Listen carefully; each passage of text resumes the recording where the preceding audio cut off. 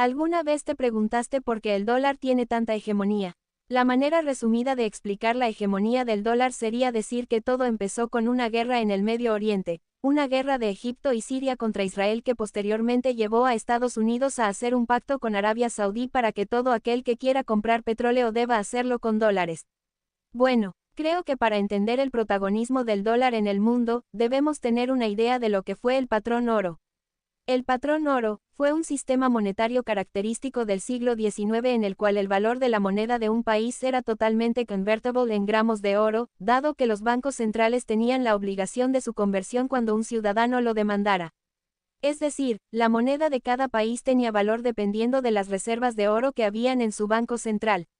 Por ejemplo, si Estados Unidos tenía $1.000.000 circulando, debía tener en sus reservas una cantidad de oro equivalente al $1.000.000. Habiendo entendido esto, continuamos con que a finales de la Segunda Guerra Mundial, en 1944 tuvo lugar los acuerdos de Bretton Woods, debido a esto 44 países dejaban sus monedas vinculadas al dólar. Y, a su vez, el dólar era convertible a oro a un cambio de $35 la onza. El dólar se convirtió en la única divisa respaldada por el oro. En estos acuerdos también se decidió la creación del Banco Mundial y del Fondo Monetario Internacional, teniendo al dólar como moneda de referencia. Ambas organizaciones empezaron a funcionar en 1946. En el año 1971, el presidente Nixon tomó una medida muy discutida de romper con el llamado patrón oro. Y el dinero pasó a ser dinero fiat. Este es un tipo de dinero que no está respaldado por ninguna mercancía, como el oro o la plata, y que suele ser declarado de curso legal por un decreto del gobierno y mediante regulación gubernamental.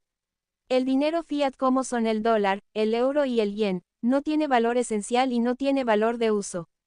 Tiene valor porque el gobierno que le da el estatus de moneda de curso legal recauda los impuestos en dicha moneda, haciendo necesaria su obtención por parte de los contribuyentes. Las personas lo usan como unidad de cuenta o, en el caso de la moneda, como medio de cambio.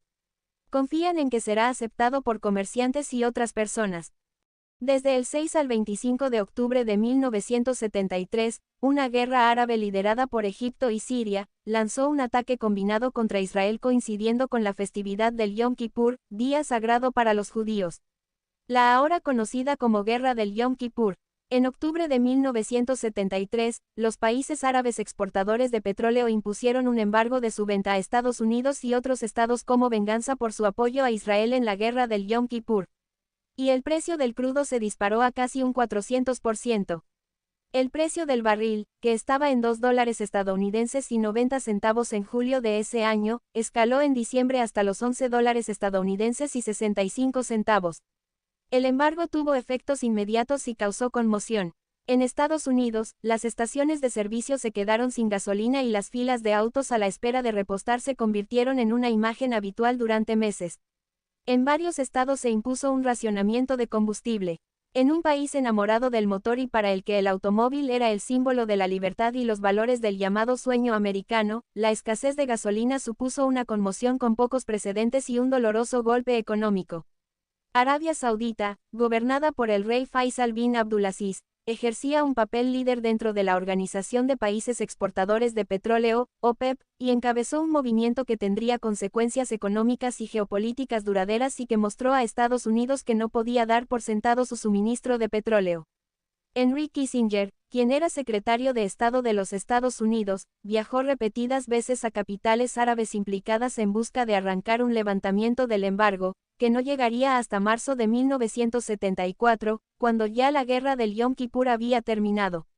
Muchas familias y empresas estadounidenses y del resto de países que necesitaban importar su petróleo respiraron aliviadas y volvieron a una cierta normalidad. El rey Faisal fue asesinado por un sobrino suyo, el príncipe Faisal bin Musaid, que le disparó en una recepción real en Riad en el año 1975. El magnicida había vivido durante algún tiempo en Estados Unidos, lo que alimentó sospechas de una posible implicación de la CIA. Sospechas que nunca se confirmaron. El presidente Nixon dejó obsoleto el sistema, desvinculando el dólar del oro y haciendo que todas las transacciones de petróleo se denominaran en dólares. A partir de ese momento, cada país en el mundo debería contar con dólares americanos para poder comprar petróleo. El esquema tiene sus raíces en un pacto secreto de 1974 entre Arabia Saudita y los Estados Unidos, que estipulaba que los sauditas reinvirtieran sus petrodólares en títulos del Tesoro de los Estados Unidos a cambio de garantías de seguridad estadounidenses. Esto creó una alianza estratégica que ha configurado la política mundial por décadas. Al año siguiente, toda la OPEP había acordado cotizar el petróleo en dólares e invertir en deuda del gobierno de los Estados Unidos. Esto permitió a los bancos estadounidenses extender préstamos a países del sur global en un contexto de creciente desregulación de los mercados financieros. Al convertirse el petróleo en recurso crucial para el crecimiento económico, la industrialización y el avance tecnológico, los países importadores de petróleo necesitaban dólares para pagar por la energía que consumían. Además de eso, el crecimiento de la población mundial aumentó la demanda de bienes manufacturados y petróleo, lo que fortaleció todavía más la posición del dólar. Una estrategia muy bien orquestada para algunos y coincidencia para otros.